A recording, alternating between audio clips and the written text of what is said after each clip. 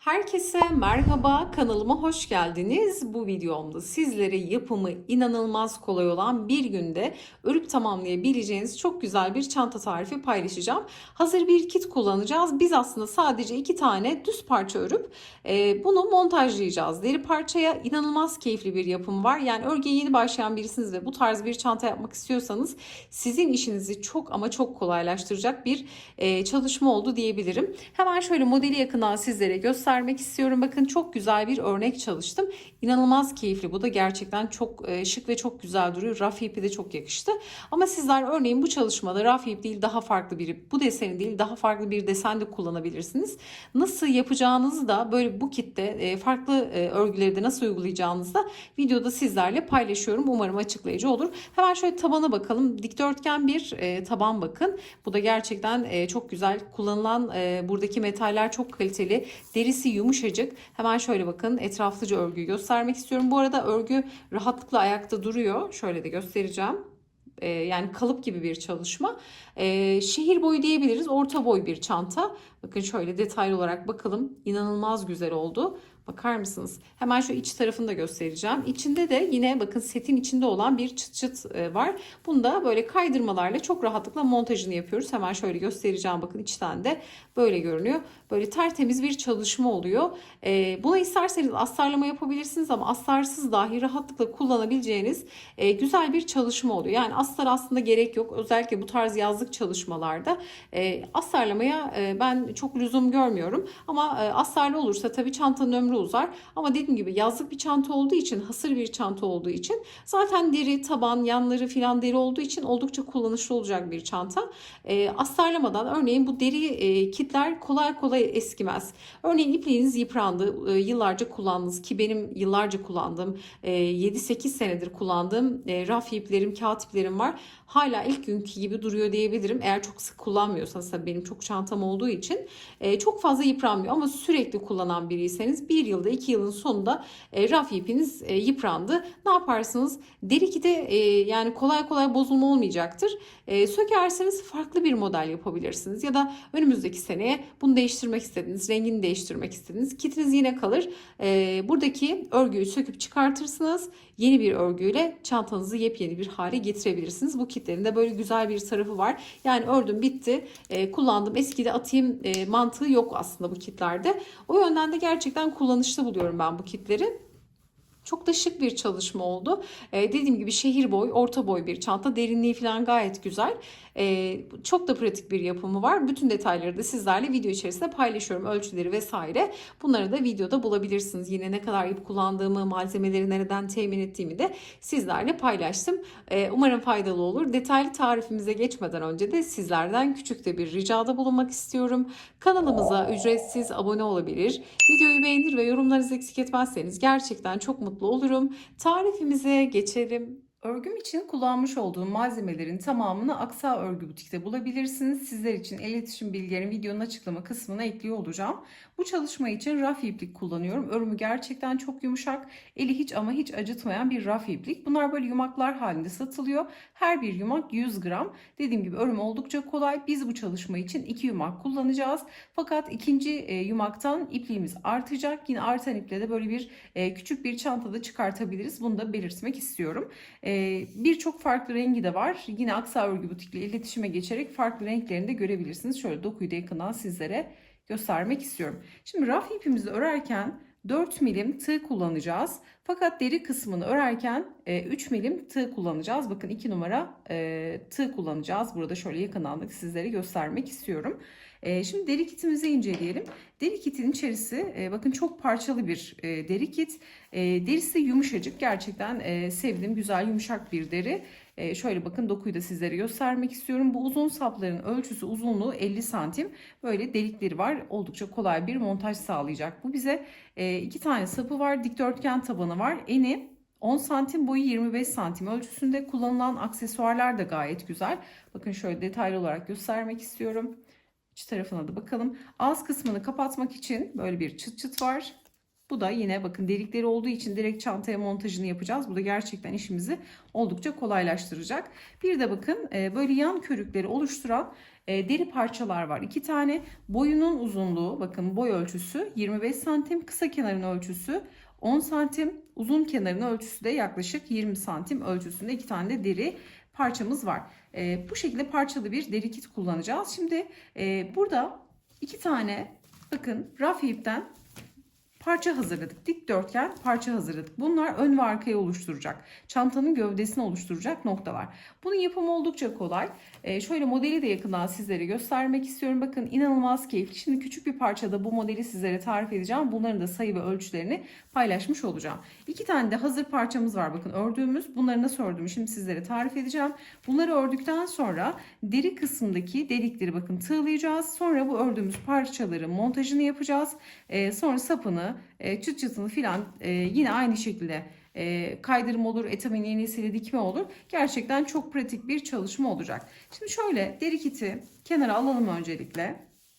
Bu parçayı nasıl örüyoruz? Bunu tarif etmek istiyorum ilk olarak sizlere. Sizler bakın bu deseni daha farklı çantalarda kullanmak isterseniz yine sayıyı ne kadar yapacağınızı da söyleyeceğim. Model 2'nin katından oluşuyor. 2 artı 2 artı şeklinde sık iğnenizin olması gerekiyor. Burada ben toplamda 35 tane zincirle başladım. Bakın 35 zincirle kaç tane model elde etmişiz? 2, 4, 6, 8, 10, 12, 14, 16 tane model elde etmişiz. 34 sık iğneden bu şekilde. Şimdi kaç sıra ördüğümüzü de söyleyeceğim. Şu bakın çarpı olan modelleri sayıyorum. Başta bunları söyleyeceğim. Şu modeli yaptığınız zaman da sizler rahatlıkla yapacaksınız. 2, 4, 6, 8, 10, 12, 14, 16 sıra modeli örüyoruz. Bir sırada böyle ağzını sık iğne geçiyoruz. Şimdi 35 zincirle başladığım parçamın bakın eni yaklaşık 22,5-23 santime yakın. Boyunu ölçelim. 22,5 net söyleyelim ya. Burada boyu da yaklaşık 25-26 santime yakın. Tabi yine tığdan tığa, elden ele aynı ipi aynı tığ numarayı kullansak dahi yani örme sıkılığımız, gevşekliğimiz farklı olacağı için santimler birazcık değişebilir. Mutlaka sizler kendinize göre ayarlayabilirsiniz. Ben ölçülerimi sizlerle paylaştım dediğim gibi. 23 santime 26 santim gibi de düşünebilirsiniz bu noktayı. Şimdi nasıl yapıyoruz? Hemen bunu tarif etmeye geçelim. Burada bakın şöyle raf ipi açık olarak da göstermek istiyorum. Bakın dokusu yumuşacık bir raf iplik. Eli böyle hiç acıtacak, eli zedeleyecek, zarar verecek bir iplik değil ki bu iple 2 gündür çalışıyorum. Bakın elimde parmağımda hiçbir zarar verme durumu söz konusu değil. Şimdi 4 milim tığla başlıyoruz. İlk olarak hemen işe zincir çekerek başlayalım. İlk zincirimi kilit yaptım burada. Bakın kilit zincirini saymıyoruz. Bunu kilit yapıyoruz. Sonra 35 tane zincir çekeceğiz. 1, 2, 3, 4, 5, 6, 7, 8, 9, 10, 11 tane çekelim. Şimdi küçük bir örnek tarif ediyoruz. Model 2'nin katı şeklinde olmalı demiştim. Şimdi 11 tane zincirle küçük bir örnek tarif edelim. Ama biz büyük parçayı örmek için 35 tane zincir hazırlamamız gerekiyor. Şimdi zincirin düz kısmını değil tersini çeviriyorum. Şu arkada bulunan tek çizgilere batacağız bakın. Bu kısımları kullanacağız.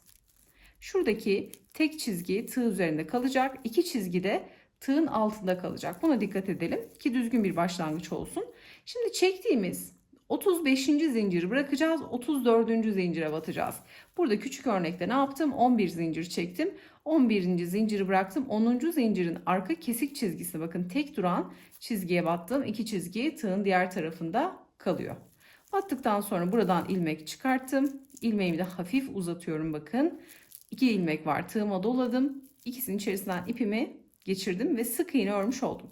Bir sonraki zincire batıyorum. Battıktan sonra bakın ipi tığa dolayıp buradan ilmek çıkartıyorum. 2 ilmek var. Tekrar ipi tığıma doluyorum. 2 ilmeği aynı anda kapatarak sık iğne örüyorum. Bunu böyle yeni başlayanlar için detaylı olarak göstermiş olayım. Eğer çok hızlı ördüğümü düşünüyorsanız videoyu yavaşlatabilir ya da tam tersi hızlandırarak da seyredebilirsiniz. Şimdi burada bir sıra sonuna kadar sık iğnemizi öreceğiz. Dediğim gibi zinciri tek sayıyla başlıyoruz ama elde ettiğimiz sık iğne sayısı 2'nin katı şeklinde, yani çift sayı olmak zorunda. O bir tane çektiğimiz zincir ise, yani tek sayıyla başladığımız zincir ise bizim dönüş zincirimiz oluyor. Şimdi son zincire de batıyorum. Bakın tek çizgiye batıp sık iğnemi ördüm. Şimdi böyle yapmamızın sebebi bakın başak başak oluyor. Yani şöyle örgüde gösterelim. Bakın buralar böyle başak şeklinde görünüyor. Örneğin biz buraları kullandığımız zaman eğer sizler zincirin içerisine battığınızda örneğin böyle bir parçayı birleştireceğiniz zaman zincirin içerisine battığınızda yani şuradaki kenarlarla buradaki görüntü çok farklı olacaktır. Mutlaka yani bu tekniği kullanmakta her zaman fayda var. Daha profesyonel bir görüntü elde edersiniz. Şimdi örgümüz böyle bozuk. Bunu zaten ütüleyeceğimiz için hiç yani çok yani buraya çok dikkat etmeyin. Burası önemli değil. Ütü vereceğimiz için ya da el ütüsü de yapabilirsiniz bu aşamada. Buradaki bozukluklar düzelecektir. Şimdi ikinin katı şeklinde sık iğnemizi elde ettik. Bir zincir çekip örgümüzü ters çeviriyoruz. Şimdi sık iğnelerin tersindeyiz. Hemen ilk gelen boşluğa batıyorum. Bakın zincirden sonra ilk gelen boşluğa battım. İlmek çıkarttım. Tekrar sık iğne. Şimdi bir sıra daha bu şekilde her bir sık iğnenin tepesine bir tane sık iğne örüyoruz. Örgüyü çevirdik. Bir düzden bir tersten örülüyor modelimiz. Şimdi sıra sonuna kadar hemen sık iğnelerimizi örerek ilerleyelim. Bakın her bir tepe noktaya batıyoruz. İlk kez ören biriyseniz eğer mutlaka sık iğnelerinizi sayın. Sık iğneleri de nasıl sayıyoruz bakın. Şuradaki hemen şu kesik çizgiden sonra gelen iki tane V var. Bakın başak başak duran üst üste iç içe duran başaklar var. Bu 1, 2, 3 bunları böyle başak başak saydığınız yani iki çizgi bir sık iğne demek. Bir sonraki iki çizgi bakın aynı delikten çıkan iki çizgi bir sık iğne demek. Bunları böyle tek tek sayabilirsiniz. 1, 2, 3, 4, 5, 6, 7, 8 tane olmuş. Şimdi 9, 10'u yapacağız. Bunu bilmeyenler için tekrar etmiş olalım. Bilenler zaten çok rahatlıkla yapacaktır. Son noktada bakın yine başak şeklinde duruyor iki çizgiye. Batıyoruz ve son sık iğneyi de örüyoruz. Saydığımız zaman 10 tane sık iğnemiz olmuş oluyor. 10 tane sık iğne. Şimdi bir tane zincir çekip örgümüzü ters çeviriyorum. Diğer tarafına çevirdim. Şimdi her zaman başlarken ilk boşluğa batacağız. Bakın zincirden sonra her zaman ilk boşluğu kullanacağız. Hemen ilk boşluğa geliyorum. Bir tane sık iğne örüyorum. Sonrasında burada bakın şu sık iğnelerin dip kısmını kullanacağız. Yani tepelerine batmayacağız burada. Sık iğnelerin dibini kullanacağız. Burası önemli. Şimdi iki tane sık iğne var. Bakın model 2'nin katından oluşuyor demiştik. Önce bir tanesini atlayıp ikinci sık iğnenin dibine batacağız. Sonra geriye doğru giderek atladığımız sık iğnenin dibini kullanacağız. Yani artık sık iğnelerin böyle tepelerini değil bu sırada model sırasında diplerini kullanıyoruz. Yani ilk sıra sık iğnenin tepe boşlukları gibi düşünebilirsiniz. Şimdi ilkini ördük. Bakın sıradaki sık iğneyi atlıyorum. Bir diğer sık iğnenin hemen dibine batıyorum. Hemen dibine battım. Buradan ilmeğimi uzattım. Sık iğne ördüm. Biraz uzun da çekebilirsiniz. Modeli daha güzel gösterir. Sonra bakın boş bıraktığım, atladığım, örmediğim sık iğnenin de tekrar dibine doğru batıyorum. Geriye doğru giderek batıyorum. Buradan ipimi alıyorum, uzatıyorum. Tekrar sık iğne. Yani bir çarpı yapmış oluyoruz aslında. Model çarpı örneği. Bir ileri, bir geri. Bir ileri, bir geri şeklinde sık iğnelerimizi öreceğiz ve hiçbir sık iğneyi atlamayacağız aslında. Yani hepsini örmüş olacağız bu şekilde. Şimdi sıradaki sık iğneyi atlıyorum. Bir diğer sık iğnenin hemen dibine batıyorum bakın.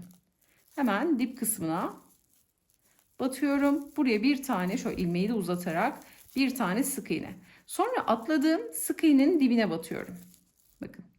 Hemen atladığım sık iğnenin dibine batıp buradan da ilmek çıkartıyorum. Mutlaka uzatarak raf ipin dokusunu bozmadan, ipi böyle elimizle inceltmeden yani burgu vermeden şu genişliği kullanarak daha güzel bir görüntü elde edersiniz. Yani aslında şu geniş geniş görüntüyü elde etmek istiyoruz. Bakın bu rafyanın özelliği yani rafya ip bükümlü bir ip değildir.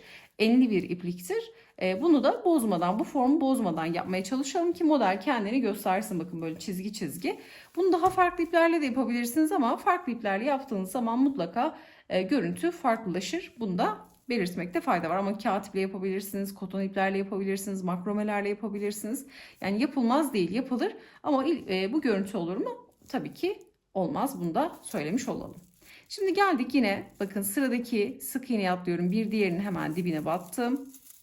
Uzun sık iğne geriye doğru gidiyorum. Atladığım sık iğnenin tekrar dibine batıp uzun sık iğnemi örüyorum. Şimdi sıradaki sık iğneye atlıyorum. Bir diğer sık iğnenin hemen dibine batıyorum. Önce ileri doğru bir sık iğne örüyorum. Sonra atladığım sık iğnenin tekrar dibine batarak geriye doğru sık iğne örerek çapraz şekilde desenimi oluşturmuş oluyorum. Ve sonda kaldı bir tane sık iğne. Bakın burada son bir sık iğne kaldı. Her zaman sonda da başta da bir tane sık iğnemiz olacak. Bunlar bizim direkt noktamız aslında. Hemen geliyoruz. Buradaki son sık iğnenin tepesine, bakın tepeye batıyorum, dibine değil. Burada tepeye batarak bir tane sık iğne örüyorum. Deseni oluşturduk. Şimdi bir zincirle yukarı çıkacağız. Bu arada eğer şaşırırsanız, yeni başlayanlar için söylüyorum, bu çaprazları da sayabilirsiniz. Başta ve sonda bir tane de sık iğnemiz var. Bir zinciri çektik, örgüyü çevirdik. Ne demiştik? Her zaman ilk boşluğu kullanıyoruz. Hemen geldik. İlk boşluğumuza batarak birinci sık iğneyi ördük. Şimdi tersten örerken, modelin tersindeyken hep tepe boşluklarını kullanacağız. Hiç dibine batmayacağız. Sadece deseni oluştururken dibine batıyoruz. Şimdi geldik sıradaki, bakın uzun duran sık iğnenin tepesine tekrar sık iğne, hiçbir sık iğneyi atlamıyorum. Sırayla her bir sık iğnenin tepesine batarak bir tane sık iğnemi oluşturuyorum. Şimdi sıra sonuna kadar bu 10 tane sık iğneyi bu şekilde örelim. Bu arada sık iğneleri bakın birazcık uzun çekiyorum. Bu raf ipte örerken en önemli püf nokta bence bu. Birazcık şöyle batarken elinizi hiç sıkmayın.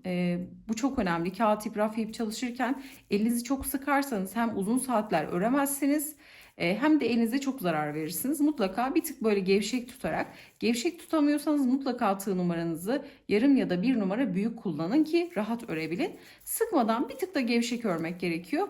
Örerken de bakın raf ipin dokusunu bozmamak için birazcık şöyle sık iğneyi uzatıyorum. Bakın direkt batıp kısa bir şekilde çekerseniz bunlar böyle kısa kısa delik delik olur. Bunu istemiyoruz. Batıyoruz.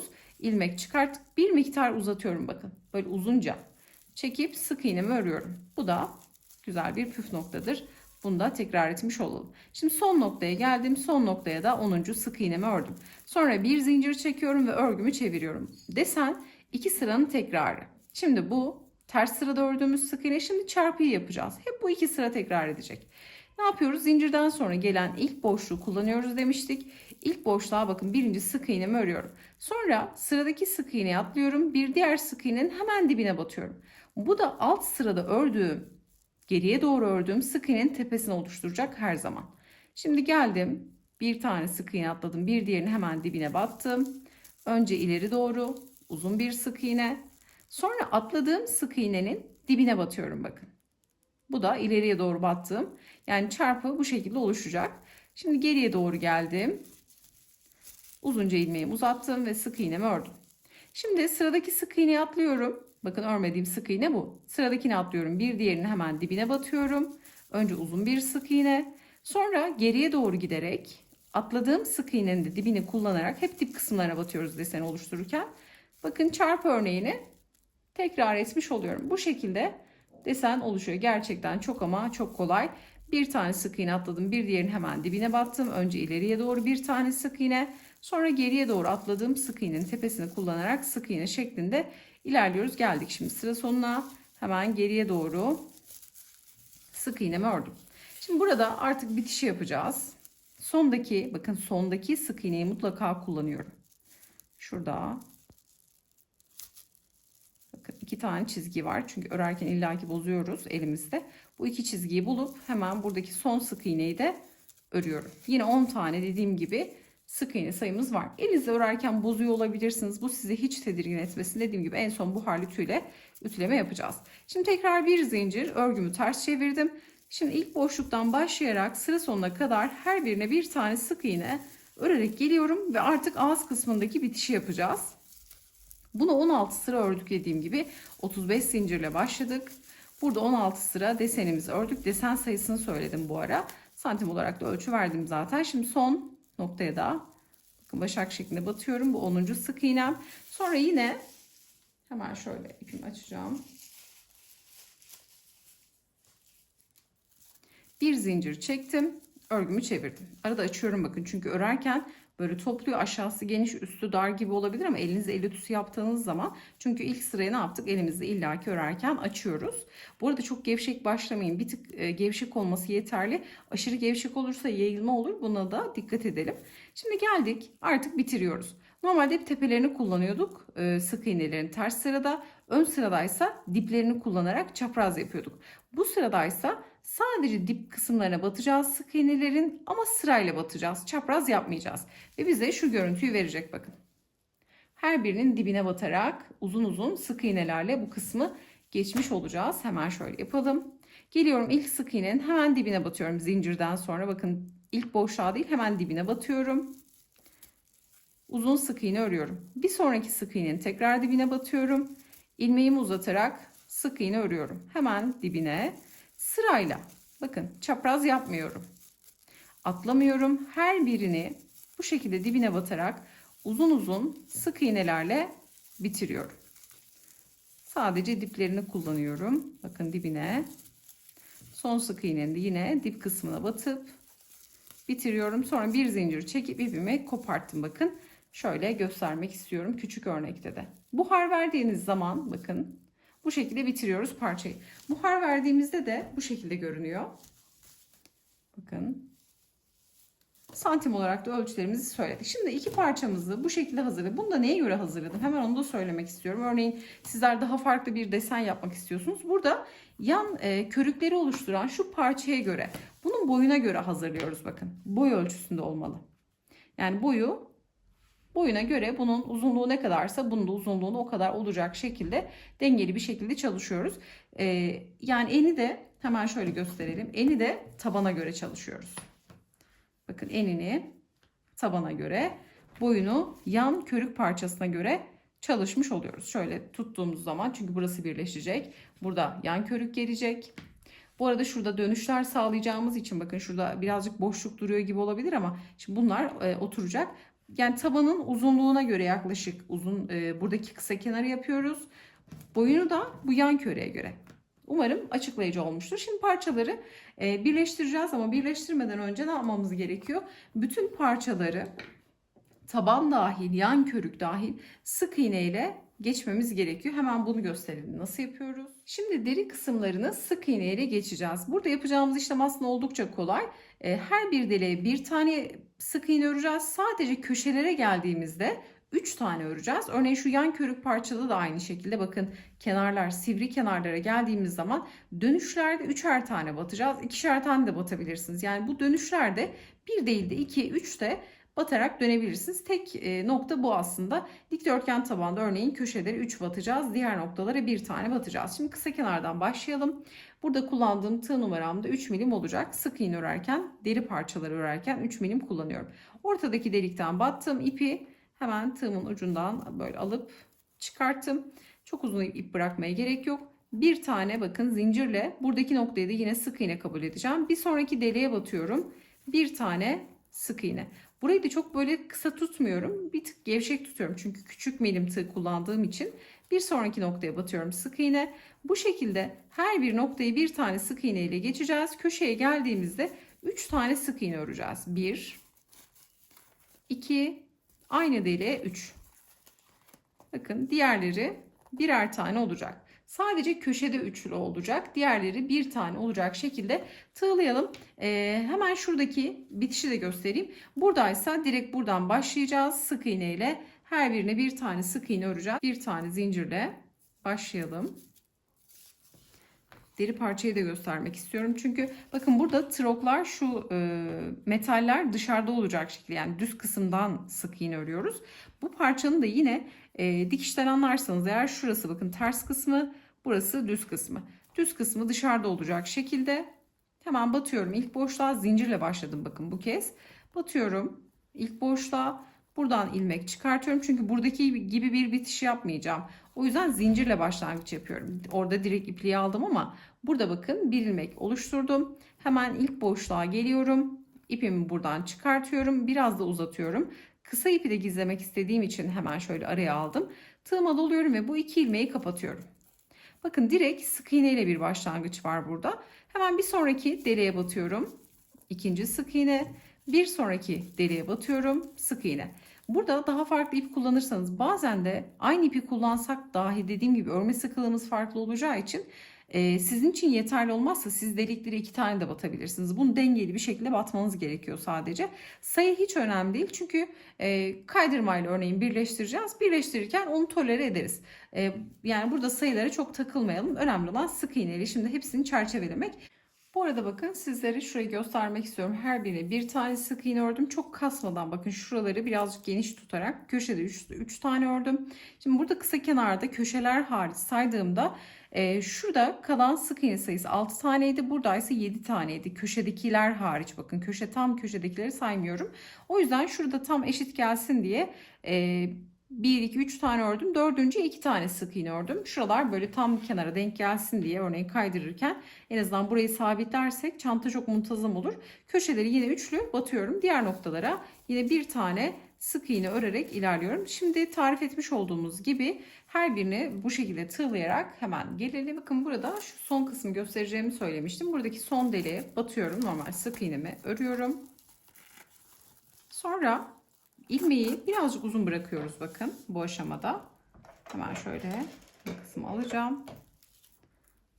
Kesiyorum. Bir 10 santim kadar kesmeniz yeterli. Sonra burada bakın önden, yani şu arkadan, yani şu ilk buradaki başladığımız zincirli noktayı bir sık iğne kabul ettiğimiz için hemen bu zincirden sonra gelen ilk ördüğümüz sık iğne aslında. Sık iğnenin tepesine batıyorum. Arkadan öne doğru. İpi önden arkaya doğru geçiriyorum. Sonra son ördüğüm sık iğnenin, bakın şu arkada bir kesik çizgi var. Bir de ipin geldiği nokta var. Bu noktaya batıyorum. Şimdi bu ipi buradan alıp geçiriyorum. Bu şekilde yaptığınız zaman bakın şöyle göstereceğim. Bütün nokta başak başak görünüyor. Yani düzgün bitiyor. Tabii şimdi birazcık yaklaştırıp çekeceğim. O uzunluk da eşit olsun. Diğer noktalar gibi. Sonra burada kısa kalan ipi de hemen şöyle ara noktalardan, arkalardan geçirerek, tabii buradaki raf ipini elimizle bastırdığım zaman direkt enli bir iplik olduğu için yapışıyor. Hemen şöyle aralardan geçirerek sağlam bir şekilde gizlemiş olalım. Bakın bu şekilde bitirdik. Şimdi bu parçaları bir bütün haline getireceğiz. Bakın şöyle göstermek istiyorum. Tabanı, yan körükleri tamamen tığladık. Şimdi buradaki dikdörtgen parçalarla, ördüğümüz parçalarla birleştireceğiz. Öncelikle bakın şöyle buradan başlayalım. Şu yan körükten şöyle göstereceğim. Önce buradaki uçtan başlayalım. Buradan birleştirelim. Burayı birleştirdikten sonra şu kısımda artık tabana geçmemiz gerekiyor. Burada hemen köşe, çünkü üçlü noktalar belirgin olduğu için köşeden köşeye yaparsak işimiz daha kolay olur. Buradan bakın kaydırmayla birleştirme yapacağız. Köşeye geleceğiz. Tabanı birleştireceğiz buradaki örgü parçaya. Diğer uca geldiğimiz zaman hemen diğer parçayı alacağız. Bakın bir taraftan. Buradan hemen bu kısımda burayı birleştirip burada ipliğimizi kopartacağız. Sonra çevirip, çünkü bu parça artık birleşmiş olacak. Şimdi bunu göstereceğim sizlere detaylı olarak. Hemen ipimi alıyorum burada. Buradaki ördüğüm parçanın bir tanesini alıyorum. Öncelikle yan körükten başlıyoruz bakın. Sonra bunu birleştirdikten sonra diğerini de çok kolaylıkla birleştirmiş olacağız. Şimdi bir zincirle bir ilmek oluşturdum. Geliyorum. Bakın burada istiyorum ki şuradaki sık iğneler, çünkü tabanda da aynı şekilde görünecek, örgünün üzerinde kalsın. Şimdi bu üst tarafta kalacak, örgü iç tarafta kalacak. Sizler bunu bakın çok rahatlıkla ayarlayacaksınız elinize aldığınız zaman. Şimdi buradan kaydırmalara başlayarak birleştirmeye geçelim. Bir zincirle ilmeğimizi oluşturduk. Hemen şöyle parçamı tutuyorum. Buradaki bakın ilk sık iğnenin tepesine batarak başlıyorum. İlk noktaya batıyorum.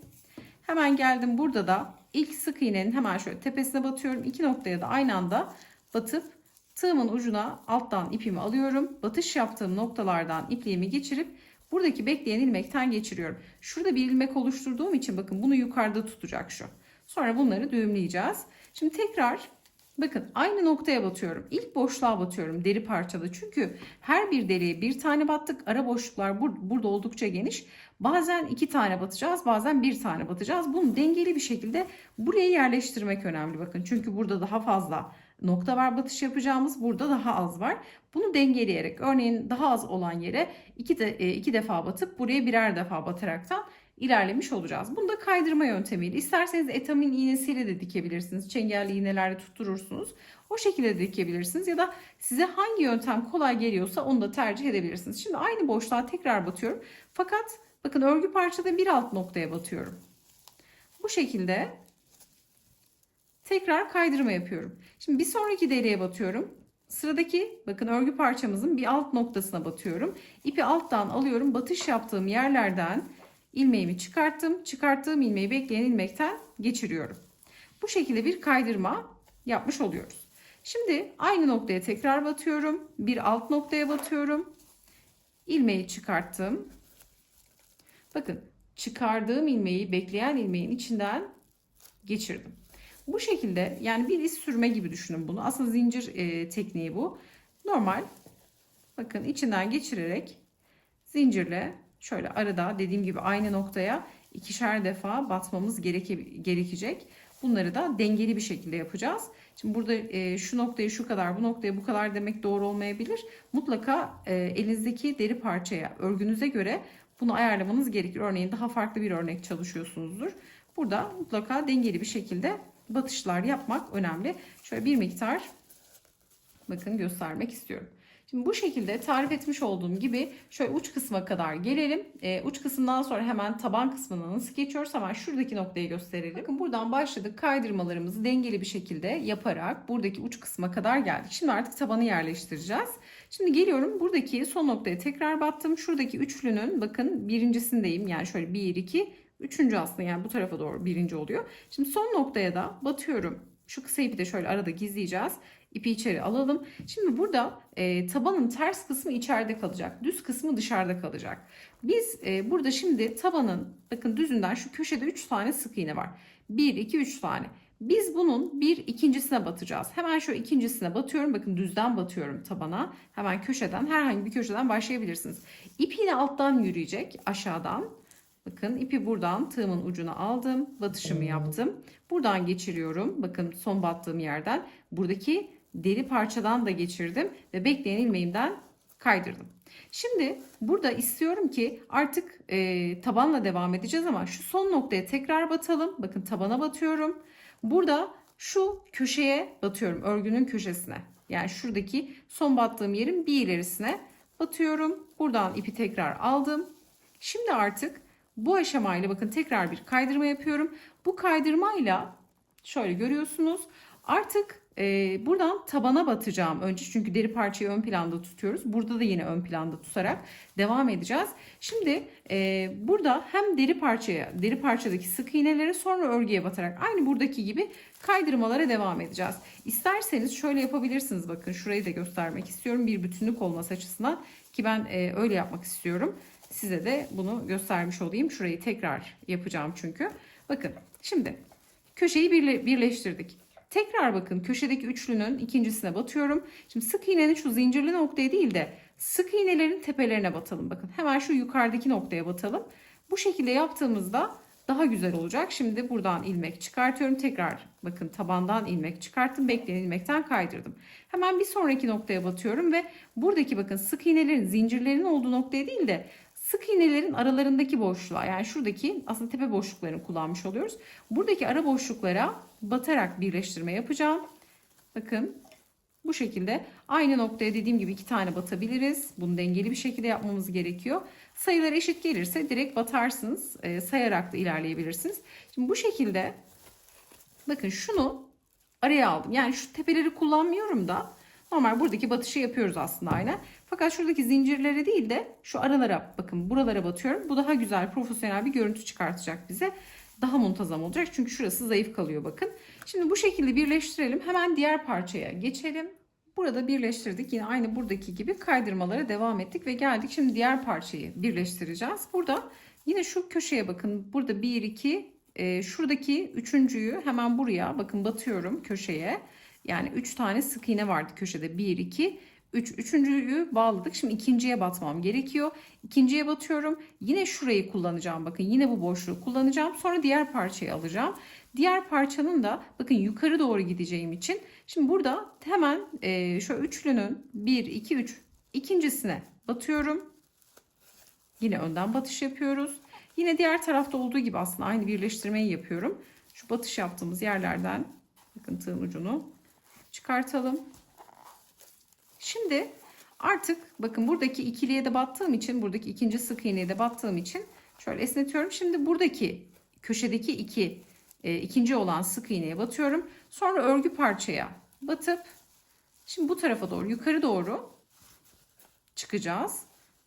Hemen şöyle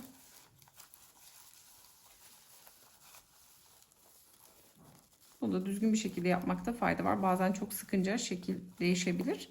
Şimdi bir sonraki noktaya batıyorum. Hemen sıradaki noktaya gelip tekrar bir kaydırma. Aynı noktaya bazen dediğim gibi 2 tane batabiliyoruz. Bunları dengeli yapmakta fayda var. Şimdi bakın buradan da dönüşü sağladım. Köşe ikilileri hep birleştirdim ki bu noktalar bizim yani temel noktalar. Yani buraları tutturursanız köşeler çok rahat gelecektir. Örneğin burada birinciye batıp burada üçüncüye batarsanız, burada da farklı yaparsanız bir dengesizlik mutlaka olur. Buna dikkat ederek. Şimdi buradaki parçayı da birleştirelim. Yukarıda ipimizi kopartalım. Bakın burada ipliğimi koparttım. Şimdi bu parçayı birleştirmiş olduk. Şimdi aynı şekilde diğer parçayı da birleştireceğim. Sonra kenarda kalan açıkları kapatmış olacağız. Şöyle çeviriyorum. Bunu düzgün birleştirmek de çok önemli. Eğer yani burada bir yamuk birleştirmek olursa, yani dengeli birleştirme olmazsa çanta bozuk görünecektir. Buna da dikkat etmek gerekiyor. Şimdi bu tarafta yaptığım işlemi birebir aynen burada da yapacağım. Şimdi buradan başlayacağız. Burayı birleştireceğim. Diğer tabanda olduğu gibi hemen aynı tarif ettiğim gibi tabanı birleştireceğim. Diğer tarafı birleştireceğim. Sonra açık kalan şu iki kenarı da hemen birleştirmeye geçeceğiz. Bakın iki tarafını da birleştirdik. Sadece şu yanlar kaldı. Yan tarafında ben bir tanesini birleştirdim. Şimdi bir diğerini şu kısmı birlikte birleştirelim istiyorum. Şimdi hemen geldim burada. Şöyle bir zincirle bir ilmek oluşturuyorum. Kısa ipleri en son gizlemiş olacağız. Hemen şöyle içeriden ipi bakın ilmeği içeri yerleştiriyorum. Burada yine tabanı ön planda tutarak hemen şu ikinci sık iğneden batıyorum. Bu taraftan da yine ikinci sık iğneden şöyle batacağım. Hemen şöyle tepe boşluğunu bulmam gerekiyor. Evet, buldum. Şimdi buradaki ilmeği tığımın ucuna alıyorum.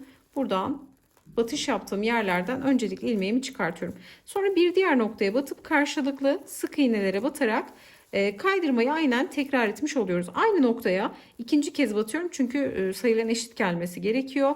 Bu şekilde şimdi her birine sırayla batarak, yani denk gelmediği noktada bunu dengeli bir şekilde yapacaksınız. Aynı noktaya iki kez batışta yapabilirsiniz. Şimdi bakın ilerliyorum. Her bir noktaya bir kez batarak köşeye geldiğimizde de yine aynı bir zincir çekip ipimizi kopartarak içeride ipi gizleyerek çalışmamızı tamamlamış olacağız. Ben bu şekilde birleştirdim. Sizler daha farklı birleştirmeler de yapabilirsiniz. Bu arada şu ilmeği birazcık uzatmakta fayda var. Bakın birleştirirken çünkü tek sık iğneler battık. Aşırı kısa olursa bu noktalar kasma yapabilir. Buna da dikkat ederek ilerlemekte fayda var. Şimdi batışımı yapıyorum. Bakın köşeye geldiğimde şu noktaya, bu nokta yine ön planda, şöyle bir zincirle yine kaydırmamı yaptım. Şimdi burada ipi birazcık uzun keseceğim. Şöyle içeriden bakın şöyle birazcık uzatıp ilmeği o şekilde keselim. Sonra buradan önden kesip içeri alacağım. Şöyle ipi kestik. Çünkü artık bağlantı noktaları tamam. Köşede herhangi bir boşluk yok. Hemen şu noktadan şöyle ipi içeri alacağım. Bunu dediğim gibi elinize aldığınız zaman dengeli bir şekilde rahatlıkla birleştirmesini yapabilirsiniz. Yani hiçbir zorluğu yok. Şöyle şu köşeden de çıkartıp tekrar bir geçirmek istiyorum o noktayı. Yani böyle sağlamlaştırma yapabilirsiniz sizler de. Köşede boşluk olursa dediğim gibi bu şekilde girdi çıktı yaparak bir içeriden bir dışarıdan o dengeyi sağlarsınız. Şimdi bunu güzelce bakın temizleyeceğim elimle. Şöyle görüyorsunuz, tabanı da tamamen kapatmış olduk. Yani mantık çok kolay aslında. Düz dikdörtgen parçayı çantanın kenarlarını ördüğümüz sık iğnelerle birleştirip bir bütün haline getirmiş oluyoruz. Şimdi bu aşamada mutlaka buhar vereceğim şu kenarları, çünkü örerken illaki bozuyoruz. Hafif de bir buharla örgümüzü düzlemiş olacağız. Bakın kenarları da bu şekilde birleştirmiş olduk. Sonrasında artık sapları yerleştirmeye geçeceğiz. Sapı isterseniz böyle içeriden birleştirin, isterseniz dışarıdan birleştirin. Sık iğne örüp sık iğnelerden kaydırma yapın ya da direkt şöyle kaydırmalarda yapabilirsiniz ki ben o şekilde yapmayı düşünüyorum. Şimdi hemen bunu da gösterelim. çıt çıtı da yine kaydırmalarla buraya birleştirmiş olacağız. Şöyle bir zincirle hemen yine bir ilmeğimi oluşturuyorum. Bunu ortalı bir şekilde dengelemek gerekiyor. Kısa ipleri de gizlemek gerekiyor tabii, sonrasında zor olur. Şöyle bakın, birazcık şöyle altta kalacak şekilde buradan yerleştiriyorum. İlk noktaya batıyorum. Yine ilmeği tığımın ucuna alıp geçiriyorum buradan. Bir sonraki noktaya batıyorum. Örgü çantamıza batıyoruz. Hem sapa hem çantaya batış yaparak burada yine kaydırma ile bakın. Kaydırma bana kolay geliyor. Hem de bir bütünlük sağlıyor. Şimdi uygun boşluklara batarak şöyle göstereceğim. Bakın.